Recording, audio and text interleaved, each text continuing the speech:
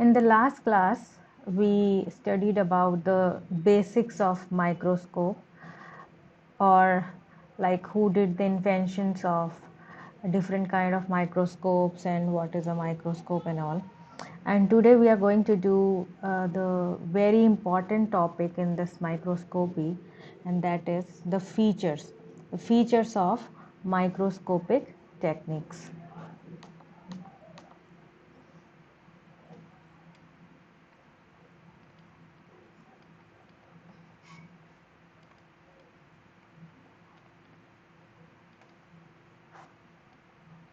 So, what are the different features and how do they work in this microscopy or different kind of microscopes?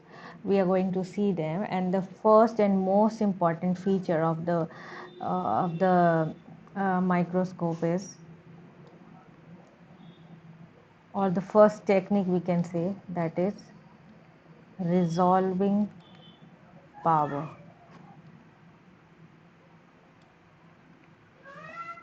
Okay, so we must understand what is resolving power.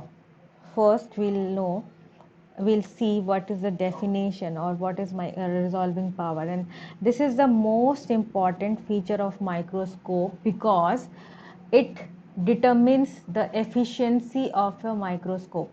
कि microscope कितना efficient है वो depend करता है कि उस particular microscope की RP क्या है, रिजॉल्विंग पावर क्या है. So we can say it is the most important feature.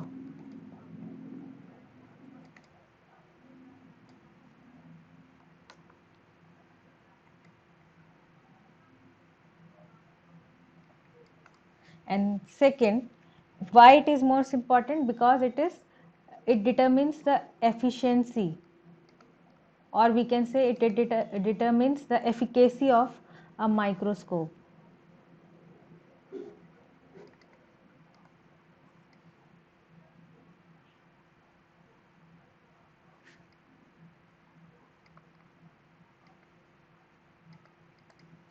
That means RP, we can say RP is directly proportional to efficiency of microscope. जितना ज़्यादा आरपी होगा उतना हम बोल सकते हैं कि माइक्रोस्कोप एफिशिएंट है. Efficiency of what?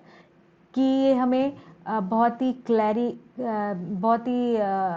Resolved picture दिखाएगा, किसी भी ऑब्जेक्ट को बहुत क्लैरिटी से दिखाएगा हमें.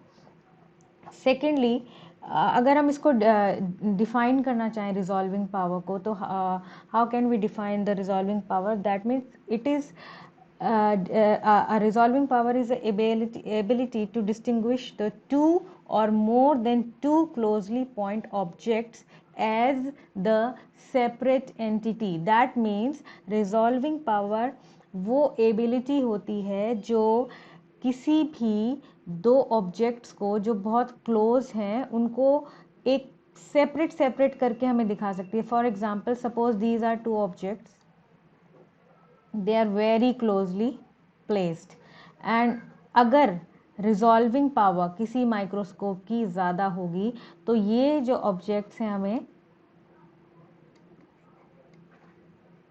एज अ सेपरेट एंटिटी दिख सकते हैं. क्योंकि हमें कोई भी जो भी स्ट्रक्चर है अगर उसको हमें डिटेल में पढ़ना है तो उनको हमें क्लियरली उनको देखना बहुत ज़रूरी है. और क्लियरली के लिए अगर वो ओवरलैप करके पड़े या बहुत पास पास हैं, उनमें डिस्टेंस बहुत कम है, तो वो हम उनको क्लियरली ऑब्जर्व नहीं कर पाएंगे. So it is very important. That is why we have written the first most important thing about the RP is that it is the most important feature of the microscope. Why? Because it is showing us the objects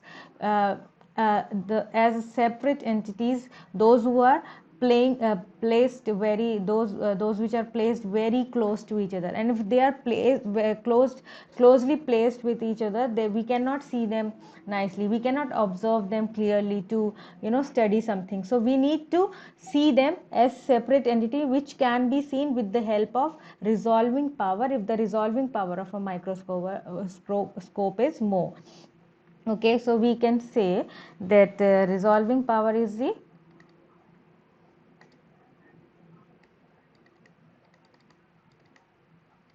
ability to distinguish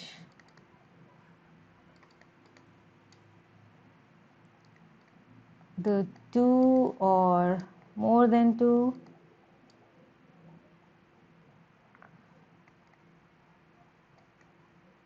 closely placed point objects as separate entity. So एक question बन सकता है कि the resolving power of a microscope is the ability to distinguish the closely placed what close number A, like we can say closely placed objects, or B we can say point object or specimen, or all of these. The answer will for this will be point object. It is the ability to distinguish the closely placed point objects. Okay, the second feature is, which is also very important, but after resolving power, the second is resolution. Resolution का अगर हम general meaning देखें तो resolution का मतलब होता है कि किसी चीज़ को रिजॉल्व करना, उसको फाइनली डिटर्मिन करना कि हाँ ये इस तरह से होगा. तो यहाँ पे भी यही है कि माइक्रोस्कोप के केस में जो लेंसेज जो हम यूज़ करते हैं वो उनका रिजोल्यूशन क्या है. Like if you are saying that resolving power are helping the objects to separate them, like we can see them separately, those which are closely placed. So resolution का क्या मतलब है कि ये जो closely placed objects हैं उनको resolve करना, उनका resolution लेके आना, मीन्स ताकि वो हमको clarity के साथ दिख सकें. So it is also very important because resolution जो है वो resolving power का कॉम्प्लीमेंट हो गया कि यहाँ पर हमें रिजॉल्विंग पावर में हमें ये सेपरेट देखने को मिल रहे हैं, लेकिन रिजोल्यूशन क्या है कि इन सेपरेट एंटिटी को हमें बहुत क्लैरिटी से दिखाए, रिजॉल्व करके दिखाए, फाइनल उसकी पिक्चर दिखाए. सो क्या है रिजोल्यूशन, क्या हो गया, we can say the minimum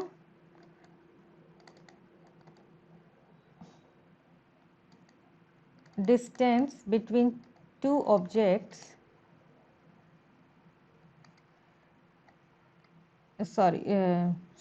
between two point objects which are closely placed, that can be resolved. ये जो मिनिमम डिस्टेंस है उसको रिजॉल्व कैसे करना है उसको हम बोलते हैं resolution. That can be resolved is called resolution.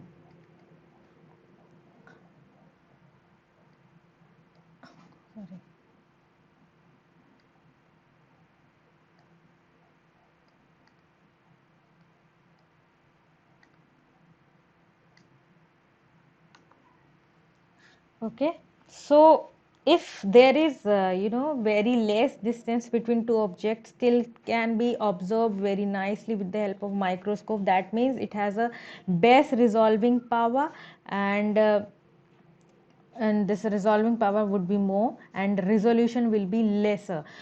अगर resolving power ज़्यादा है, एक अच्छे माइक्रोस्कोप में हम कह रहे हैं कि resolving power ज़्यादा होनी चाहिए, तो resolution उसका कम होना चाहिए ताकि वो कम से कम distance वाले objects को भी clearly दिखा सके. Why resolution should be lesser?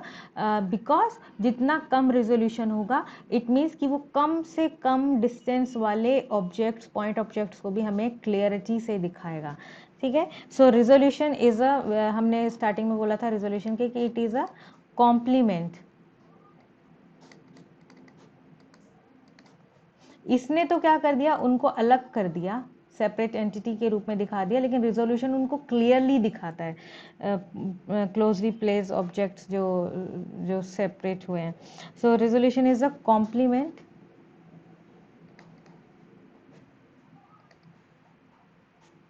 of resolving power, that means RP,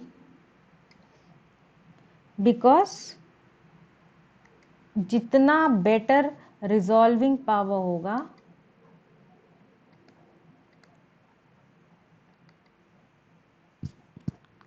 better resolving power gives lesser resolution.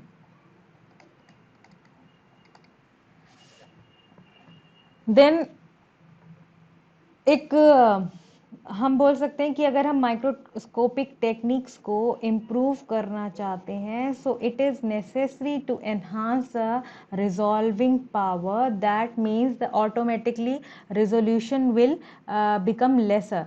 So if we want to compare like two objects, एक हमने लिया x लिया,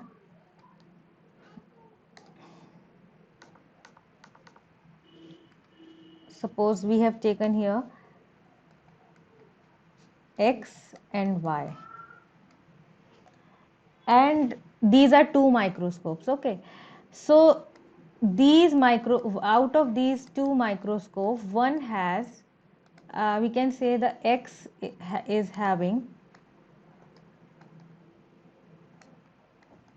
yes, x is having the resolution, that is, suppose it is 100 micron, and y is having 100 nanometer. We know that this one is this is lesser than this. So if I say, like, this is the resolution, if I ask you which microscope would be better, this one or this one, the answer will be this one, because this one has got lesser resolution power, y has got lesser resolution power than x1. That means इसका resolving power ज़्यादा होगा, इसका resolving power इससे इसके comparison में कम होगा. And अगर हम जनरल बात करें, like suppose eyes, then eyes से थोड़ा सा बेटर जो होता है, that is light microscope.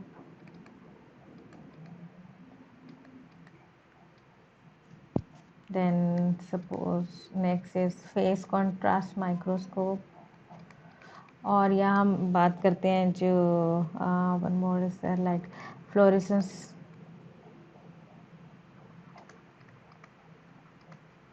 and electron microscope. I will write here EM.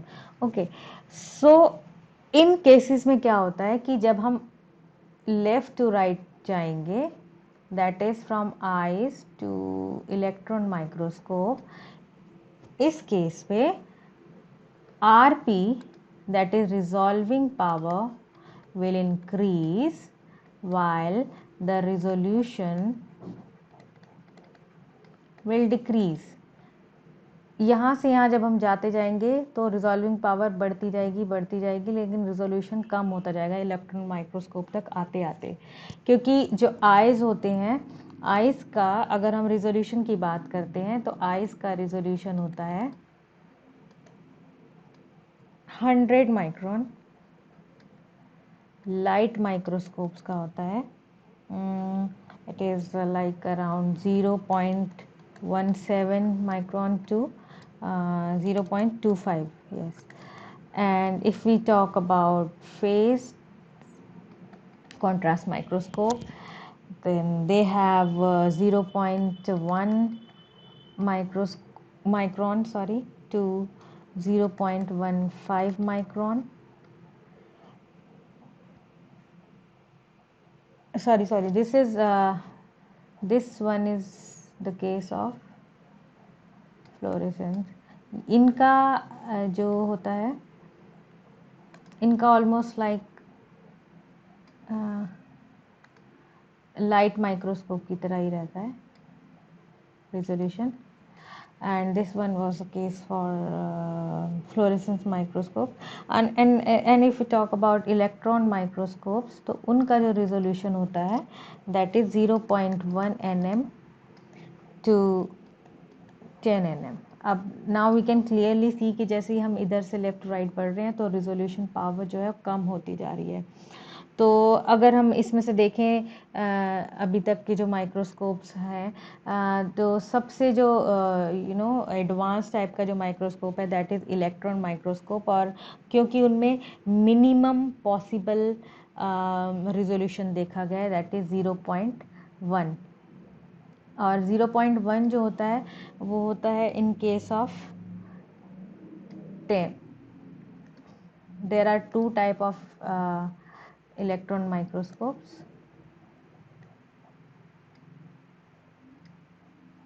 TEM and SEM.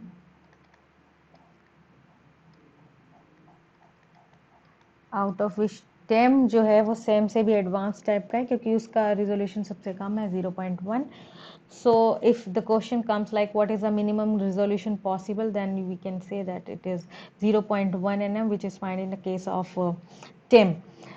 So अब एक क्वेश्चन आता है कि ये हमें पता चल गया what is resolution and what is resolving power, और उनकी वैल्यूज़ क्या क्या हैं, and why how it is better, like how the electron microscope is better than the eyes और light microscope. So now we should see कि how can we calculate the limit of a resolution. एक resolution किसी भी microscope के resolution की limit क्या होनी चाहिए, उसको मतलब कैसे हम कैलकुलेट कर सकते हैं. So the next is we can do this one in the form of question like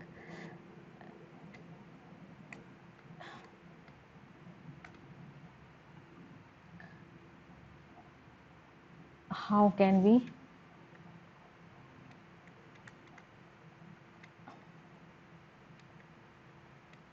calculate the limit of a resolution of a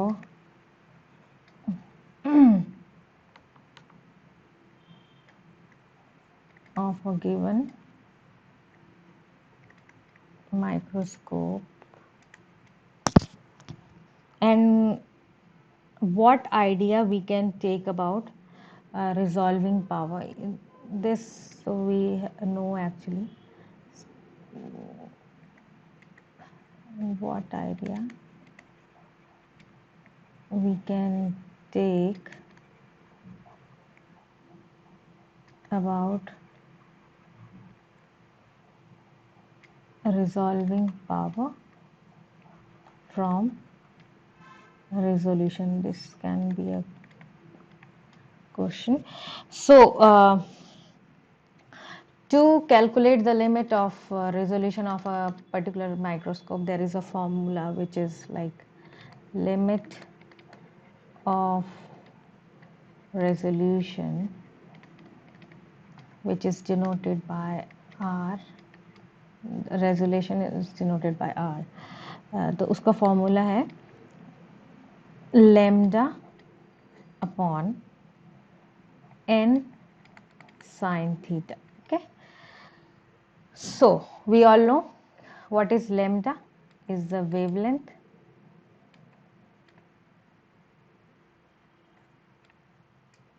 of illuminating radiations. That means जो भी लाइट पड़ रही है लेंस के ऊपर उसकी वेवलेंथ क्या है.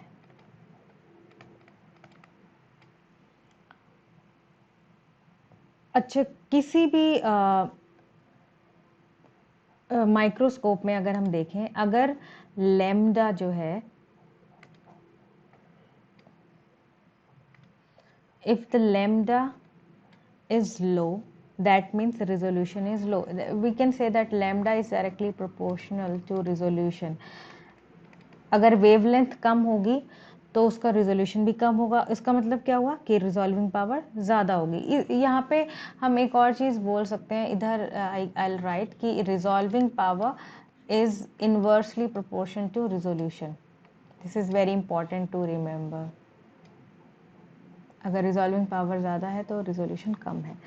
Okay, so that's the reason of microscopic advancement actually, जहाँ पे देखा जाता है कि मिनिमम वेवलेंथ के इलेक्ट्रॉन यूज़ किए जाते हैं। स्पेशली अगर हमने जैसे यहाँ देखा था इलेक्ट्रॉन माइक्रोस्कोप में, हमने बोला था कि रेजोल्यूशन इज़ मिनिमम 0.1 भी देखने को मिली, 0.1 nanometre in the case of TEM. तो वाई दैट वाज रिजोल्यूशन इतना कम क्यों था? क्योंकि वहाँ पर जो इलेक्ट्रॉन्स जो यूज़ किए जाते हैं they are of minimum wavelength, and minimum wavelength होने की वजह से that means the lambda is lesser, तो that means resolution will be lesser and resolution is lesser. अगर ये दोनों कम है तो इसका मतलब ये हुआ कि रिजॉल्विंग पावर ज़्यादा होगी। इसका मतलब गुड माइक्रोस्कोप है वो, अच्छा माइक्रोस्कोप है, अच्छी क्लैरिटी के साथ मतलब अच्छा मैग्निफिकेशन उसका होगा और अच्छे क्लैरिटी से दिखेंगे। तो जनरली देखा गया है कि अगर हम if we go from light microscope जो थोड़ा सा प्रीवियस वर्जन था, और वहाँ से अगर हम एडवांस की तरफ चलते हैं तो क्या क्या क्या वेवलेंथ होती हैं? वेवलेंथ जनरली डिक्रीज होती है light microscope two electron microscope. अगर लाइट माइक्रोस्कोप की देखें जो वेवलेंथ है जिसमें विजुअल लाइट होती है, जो जो सन रेज वगैरह से उसको देखते हैं या फिर बल्ब वगैरह की लाइट से, तो वहाँ पे जो वेवलेंथ देखी गई है दैट इज़ 400 to 700 nm, इतनी में होती है। And if we see in the case of like electron microscope, तो वहाँ जो वेवलेंथ है दैट इज़, क्योंकि यहाँ पे इलेक्ट्रॉन यूज़ होते हैं तो 0.05 आर्मस्ट्रॉन्ग तक उसकी वेवलेंथ जाती है। तो that means the wavelength is decreasing from here to here. और अगर हम फ्लोरेसेंस माइक्रोस्कोप की बात करें तो फ्लोरेसेंस माइक्रोस्कोप की इन दोनों के कहीं बीच में होती है, जहाँ पे फ्लोरेसेंस माइक्रोस्कोप के केस में I'll write it separately. In case of fluorescence microscope, UV use होती है,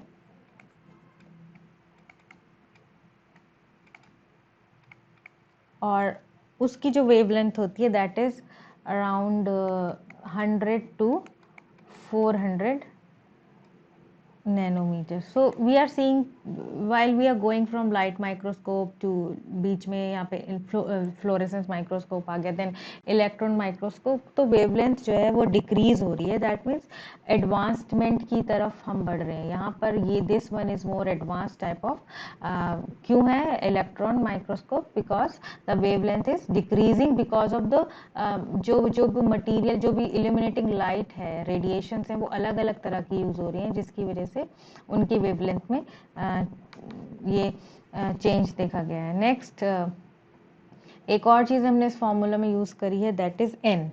what is this N? Let us see. So first we have seen lambda, and second we will see what is n.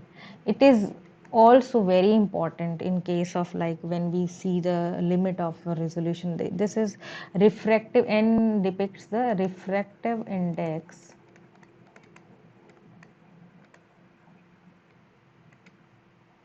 of medium.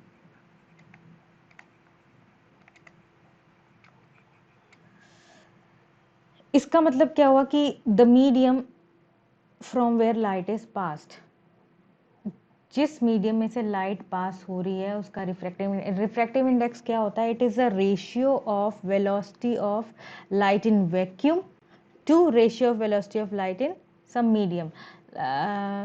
I'll write here separately what is refractive index.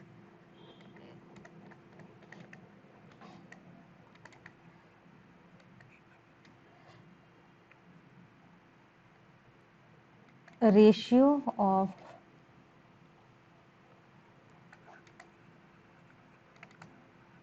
velocity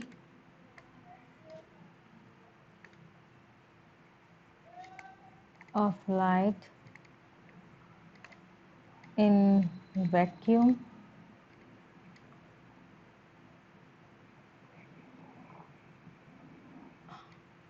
to velocity of light in medium। इसका मतलब क्या हुआ कि जब light किसी vacuum में से, किसी खाली जगह में से जाती है तब उसकी वेलोसिटी क्या है, और उसके बाद जब वो किसी मीडियम में एंटर करती है तब उसकी वेलोसिटी क्या होती है। ऑब्वियसली जब वो वैक्यूम में से जाएगी तो उसकी वेलोसिटी ज़्यादा होगी, और जब किसी मीडियम में से जाएगी, उससे टकराएगी तो वेलोसिटी कम हो जाएगी, क्योंकि टकरा के वो थोड़ी बेंड हो जाती है, तो इसलिए वेलोसिटी मीडियम में कम होगी। अब हम बोल रहे हैं जो फॉर्मूला हमने दिया है लिमिट का, that is lambda upon N sine theta, और वहाँ हम बोल रहे हैं कि जो n जो है that is a refractive index of the medium.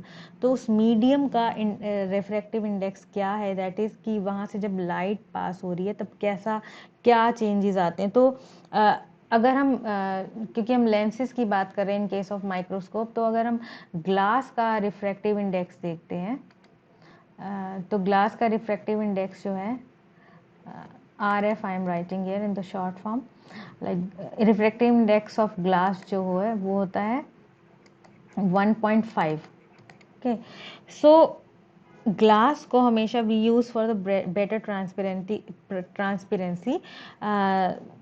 इसलिए हमें उसके साथ मैनिपुलेट नहीं करना चाहिए। लेकिन अगर हम चाहते हैं कि उसका रिफ्रैक्टिव इंडेक्स बढ़ाया जाए, ग्लास का रिफ्रैक्टिव इंडेक्स बढ़ाया जाए, तो यानी कि उसमें से लाइट जो जिस तरह से पहले गुजर रही थी उससे थोड़ी सी और बेंड हो जाए, या फिर उसकी स्पीड थोड़ी सी कम हो जाए, तो हमें उसमें we can use oil to increase the refractive index of glass. और ये देखा क्या कि जब हमने किसी ग्लास पे ऑयल लगाया, सेडर वुड का स्पेशली जब लगा के देखा, तो उस समय जो उसका रिफ्रैक्टिव इंडेक्स था ग्लास का वो बढ़ के हो गया 1.54। Refractive index of glass with cedar would oil, तो उस समय रिफ्रैक्टिव इंडेक्स इतना था, बढ़ गया। अच्छा, why it is why we are talking about increasing the refractive index, क्योंकि अगर जब हम रिफ्रैक्टिव इंडेक्स बढ़ाते हैं किसी भी चीज़ का, तो इमेज जो होती है वो बहुत ज़्यादा, वो मतलब और मैग्नीफाइड होके मिलती है। ठीक है, so that is why we are talking कि मतलब उसका जो रिफ्रैक्टिव इंडेक्स अगर बढ़ा दें तो क्या होगा। जो तीसरी चीज़ हमने फॉर्मूला में देखी थी एन के साथ जो लिखा था, that is sine theta. We know that अगर साइन थीटा कहीं आ रहा है तो दैट मीन्स वो it is related to angle. So see जो है इसमें दैट इज़ साइन थीटा। ये क्या होता है, it is the angle, we can say angle, वो एंगल जिसमें लाइट किसी ऑब्जेक्ट पर फॉल करती है, the angle by which light falls on any object, और we can say angle of illuminating radiation falling over specimen. उस specimen के ऊपर या ऑब्जेक्ट के ऊपर जो लाइट गिर रही है उसका एंगल क्या है। So sine theta is a angle by which light falls on object। So maximum value जो है साइन थीटा की, that is theta is 90 degree, जिसकी वैल्यू होती है 1। We all know this is very common. So क्यों इसका 1 लिया गया है, साइन 90 क्यों लिया गया है, क्योंकि 90 डिग्री पे ऑब्जेक्ट्स को हम बेटर ऑब्जर्व कर सकते हैं। Why this is taken,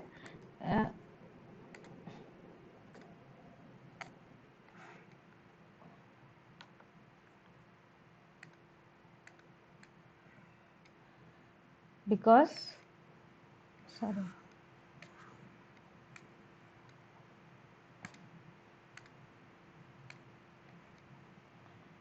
at 90 degree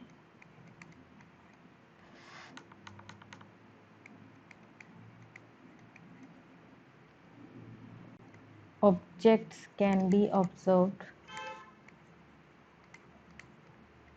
better।